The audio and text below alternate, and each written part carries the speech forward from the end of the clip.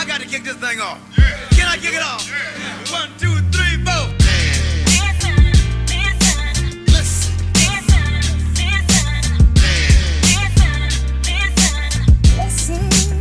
Ladies and gentlemen, listen.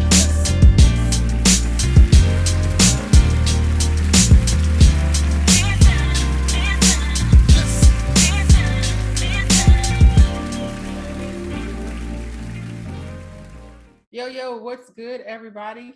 You are now listening to another episode of the Man Listen Show. But before we get started, let's hear a few words from our sponsors. DD's Daiquiris is your #1 supplier of premium daiquiri mixes. You will love the taste of our classic margarita and signature strawberry mixes. Follow us on Instagram and Facebook at DD's Daiquiris. DD is spelled DEEDEE. You can also find us at www.dd'sdaiquiris.com. DD's Daiquiris, giving good vibes to good people, one good drink at a time. Please buy the new book by Arika Nicole Moore, Diabolical Tales of Woe. Diabolical Tales of Woe is a thrilling collection of short horror stories that leave you in an excited trepidation to see what will happen next. Prepare to face one horrific encounter after the next in this captivating novel. You can find this book on Amazon in the Kindle and paperback version. That is Diabolical Tales of Woe by Arika Nicole Moore. More Grace Counseling and Mediation Services offers individual and relationship counseling as well as mediation services to the community. At More Grace, healthy partnerships are valuable and beneficial. Please visit the website www.moregracecounseling.com for more information about our approach to counseling. More Grace Counseling and Mediation Services, where we offer more grace and more healing. Make sure you check out the new book, Mythbusters, Lessons from Active Black Fathers by Marvin Austin Banks Jr. Mythbusters, Lessons from Active Black Fathers dispels the notion that black fathers are not involved in their children's lives. This book looks to inspire and motivate a new generation of fathers to own their roles as their children's first source of motivation and encouragement. So if you know a black dad or anybody who is a father figure to black children, make sure you buy them this book. You can purchase this wonderful book at www.activeblackdad.com. Conversate with Us Radio presents the Man Listen Show. We are the blackest radio show on the internet. We bring you our opinion on topics that affect the black community in an effort to enlighten, enrich, and empower every brother and sister that falls under the sound of our voice. We operate on a no-hating frequency, so be prepared for us to keep it 100% real and 100% black all the time. Please follow the show on Facebook, Instagram, and Twitter at Man Listen Show. You can also subscribe to the show on iTunes, Spotify, YouTube, basically anywhere you can find a podcast. Make sure you give us a thumbs up, make sure you leave a comment, and make sure you tell everybody about the blackest radio show on the internet, the Man Listen Show. I'm your host, Mark B. Let's bring the crew in. All right, we down one soldier. Shout out to C. But we still gonna keep it rocking. So today in the news, big story in the realm of sports, in particular college football. Deion Sanders, prime time. I like to call him Prime. He is a coach at Jackson State University in Mississippi. Today is the early signing day for NCAA. So you saw a lot of young men and women signing to where, they want to go to college, for their respective sports. Well, Deion landed a top recruit. So this young man, Travis Hunter, out of Georgia, I saw people say he was a #1 recruit, and other people try to say he was #2 recruit. I'll come back to that.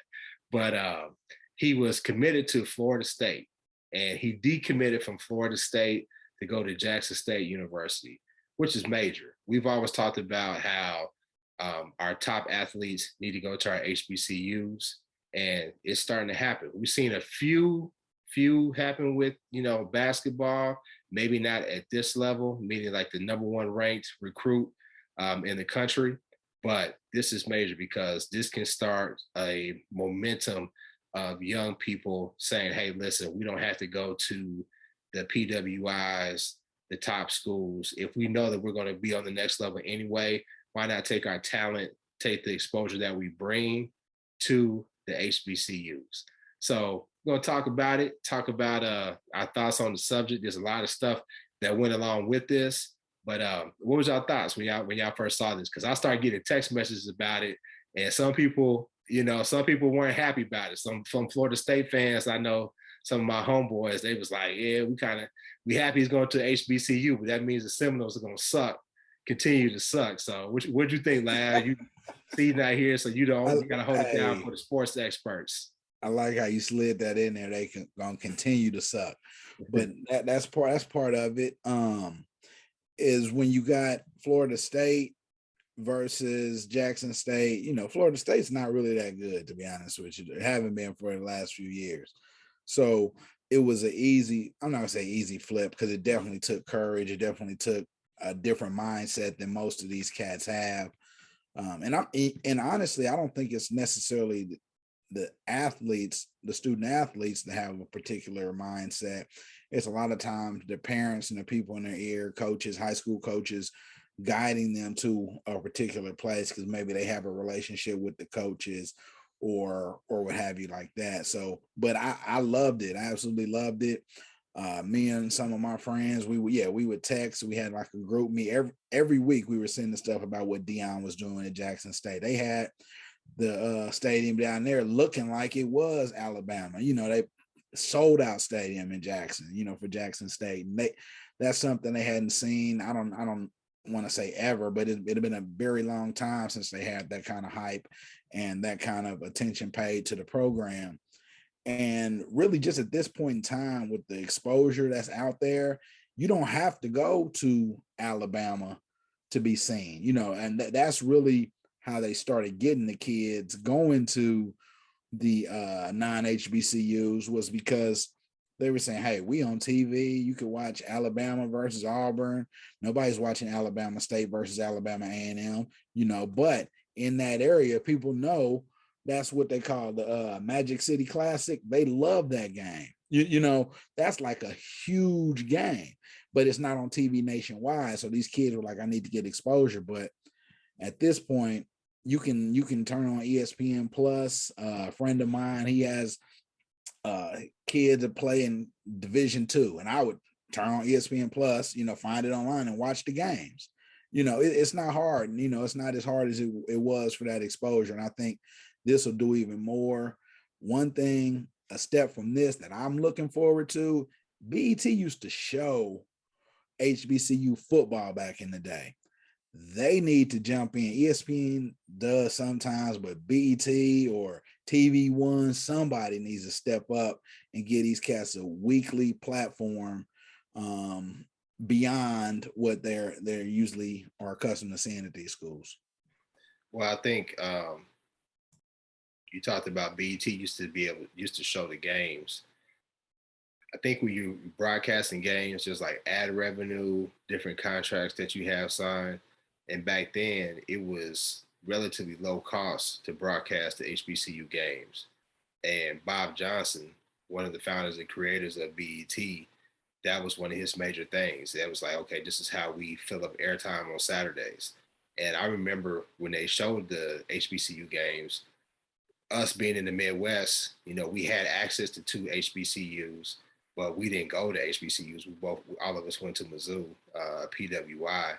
I never really watched the HBCU games because the coverage wasn't as, the coverage wasn't as dynamic as the bigger channels. And not going to an HBCU, I didn't have the draw to watch it at the time, and I wasn't in the mindset that I am now in terms of supporting our own. But I think now, the competition to be much higher, and you got to remember, BET ain't really Black owned anymore. That's true. So the desire and allegiance to do that, to do something for the Black community may not be there. But Arika, what'd you think? That when Deion first took that position, everybody got excited, and this is why. Because when you have somebody who's accomplished like he is in a coaching position at a HBCU, you know he's going to draw players. You know he's going to attract not just media attention, but the attention of kids who have looked up to him for a very long time. And so this is just the promise of him becoming a coach coming to fruition for me, because when I saw that, I was like, okay, let's go. And now this is like, okay, well, this is how we go. This is how we go forward. You start getting those #1 draft picks. And didn't he just win a championship? And then so it's like, the SWAC. Yeah, he did. yeah, so you win championships, you get first round draft picks, and now all of a sudden all eyes are on Jackson State. And when you do that, now all eyes are on all the other HBCUs. And it just brings the kind of attention that is warranted, has been warranted, but you need that kind of celebrity, that kind of level of accomplishment to bring in the right kind of attention. And he's done that for HBCUs. And I think that is like one of his major accomplishments, because that's one of the things that's how you create legacy, right? It's not just his own personal football legacy, but how he used that legacy to pay it forward for all of us. And I think that's the amazing part about how we got to this point today with this kid drafting. Well, there's a couple things. Deion's one of the best NFL players ever. He went to Florida. He went to Florida. Yes, that's the part. To Florida State. I don't know if he's an alumni, but he went to Florida State.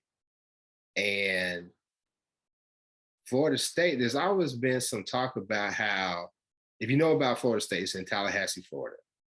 And right across town, maybe even across the street, but maybe right across town is a very popular, very important, very historic HBCU, FAMU, Florida A&M University.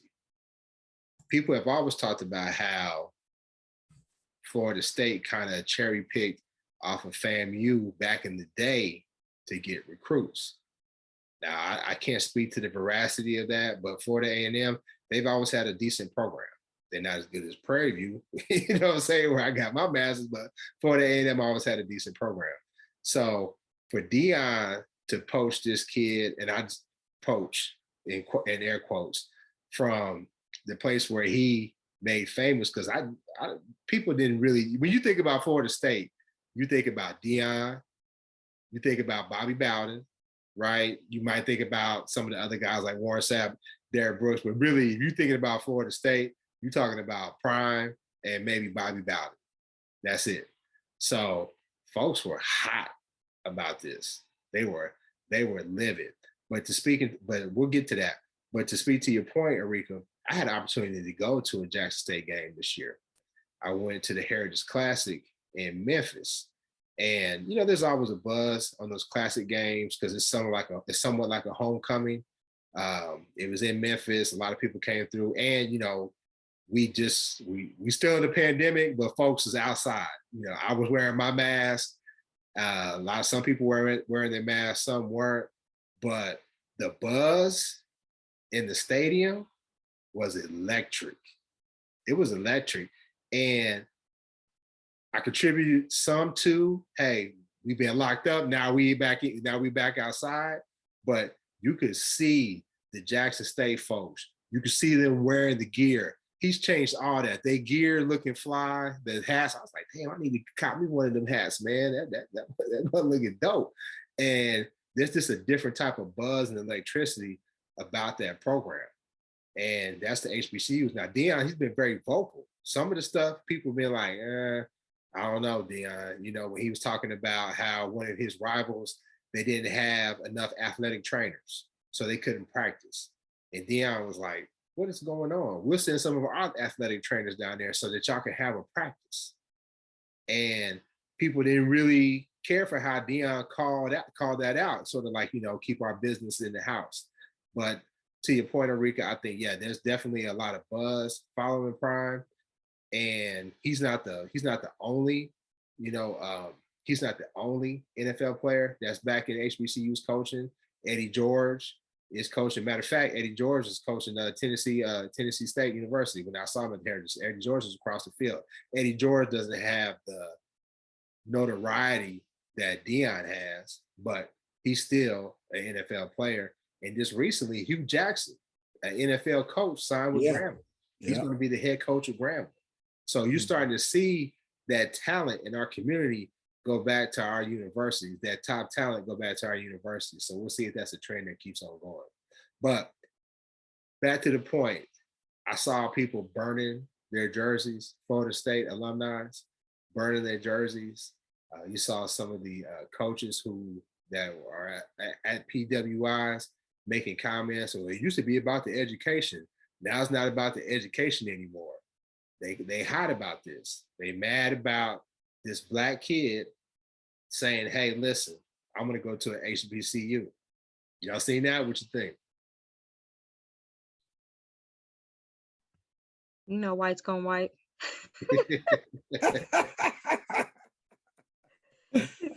No, but seriously, I think that we've all seen it. If it was a kid that wasn't a top tier pick, they wouldn't care where he went. But since he was going to be an asset and a commodity to a institution that they care about, that they represent, then all of a sudden they need that commodity to return on their investment in that institution. That's all I think there's, and then I will put an asterisk on that previous comment, and I will say people with money, because that top 1% and maybe even that really top 10%, all they see is assets, and all they see is return on assets, and they don't really care about people. And I think that's the thing. Once you get to a point where you're just waiting to see how this kid can produce for your school and how this is going to turn into sales and how we can turn these sales into a bigger stadium, into a bigger media market and all of this, they start seeing these dollar signs flowing through their heads when this kid's feet are fast. Like you said, Deion's calling out their in-house business of the other schools saying they don't have enough trainers. They don't care. They don't care about these kids. They don't care about the health of these kids. They don't care if these kids make it out of college into the NFL. That's why they had so much of a pushback with the NCAA. The NCAA don't want to pay these kids because they're making so much money off of them without having to. So this just kind of, to me, feeds into that whole system where as long as these kids are making money for them, they're going to be an asset. It's like a chess piece. They're like, ooh, bring this piece over here, then my stock and everything that I'm investing in this institution is going to go up. And you play with my money, now we have a problem. But they can't say that. They can't say you're playing with my money. Now you gotta say, oh, it's about the education. No one cares about the education. A bachelor's degree is worth absolutely nothing these days. So, I mean, no one cares. Especially if you take out a student loan and you waiting on Joe Byron. You waiting on Joe Byron. Let's not even get boy. Hey, who ain't canceling? Y'all see that on Instagram? Ooh, let me calm down, man. Let me calm down. Joe Byron, they call it, instead of Joe Biden, they call him Joe Byron. But no, he ain't canceling no student debt. He never was. Never was. It was a fallacy. But listen, and what's her name? Kamala don't even know how to speak. I ain't seen her speak on anything of importance ever. Hey, you know, you would think as an HBCU grad, she would chirp in on this or something, you know, to say it's great to see this, but she ain't got nothing to say. They sabotaging her, but somebody said you practice like you play. She had problems with her campaign team. Now she's having a problem with her vice presidential team. But anyway, you talked about the money, Erika. I'm going to bring up 2 points. Number one, you said commodity. Now, when you start talking about commodity, that reminds me of what Bill Rhoden wrote about in his book, $40 Million Slaves. People got a lot of people just hate that title, $40 Million Slaves. But when you read the book and you see what he's talking about and how Black bodies were used basically as property and commodity to help enrich other people through sports. And when they couldn't beat us, they would change the rules so that they could continue to make the money. Now, we talk about the money. Word is Barstool Network. They offered this kid a reality show, I think like 1.5 million.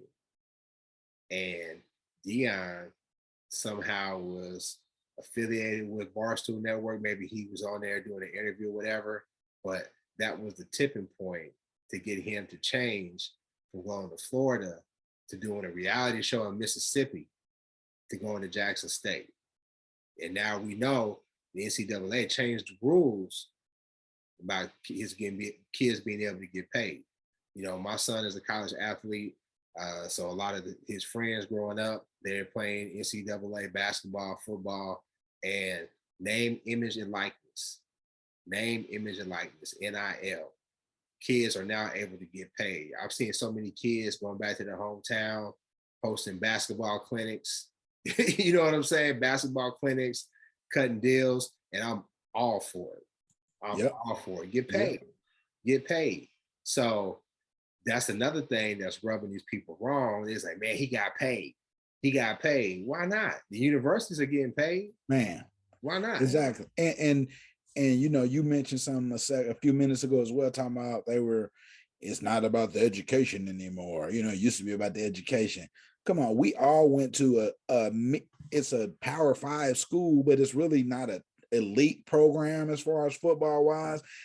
And we all know people, you see how it runs these kids' lives. Like, these kids aren't normal students, man.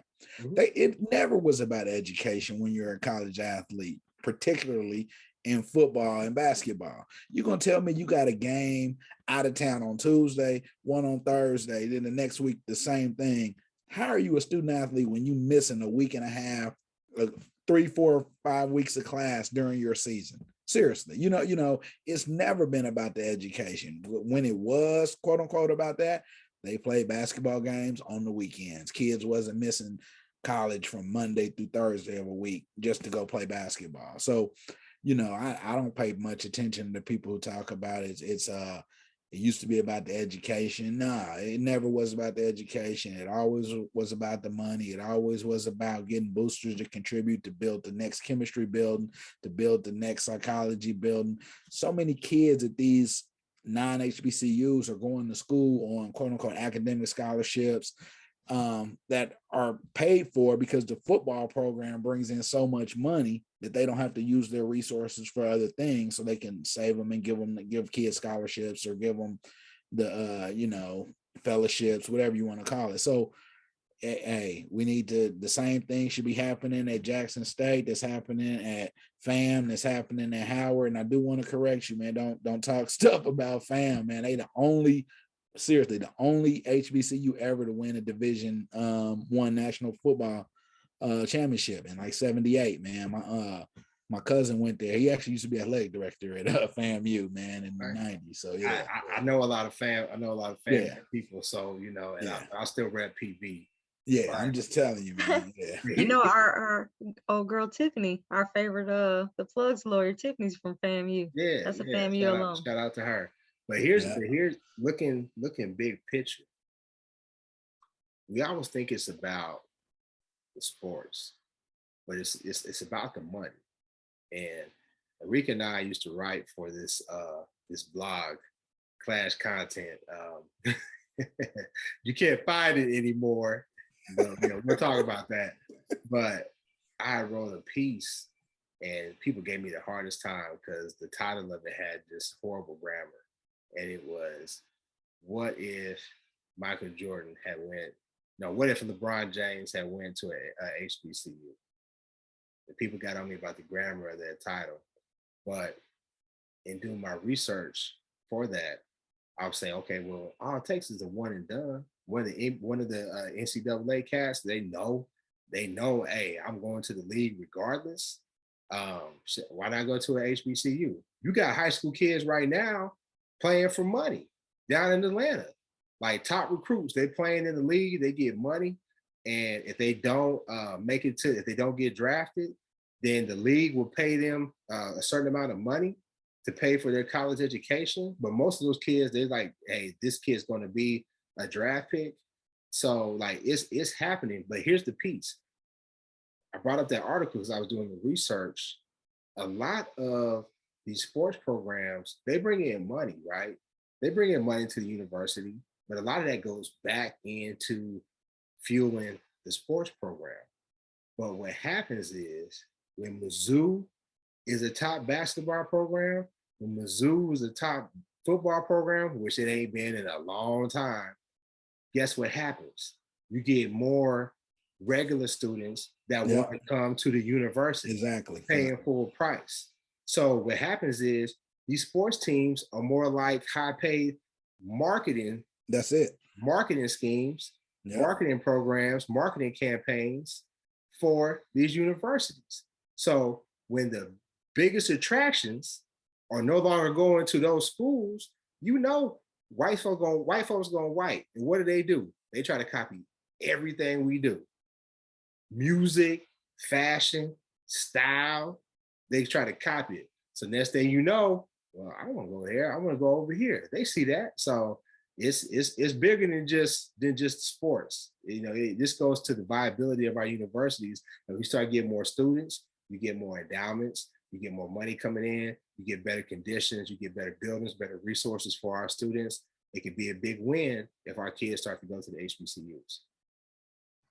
And like Mizzou is already suffering because after they had that student coalition get a couple people fired, I want to say right before the pandemic hit, they had a couple of years before the pandemic when it was a little while when they was rallying against the racism in Mizzou. Yeah.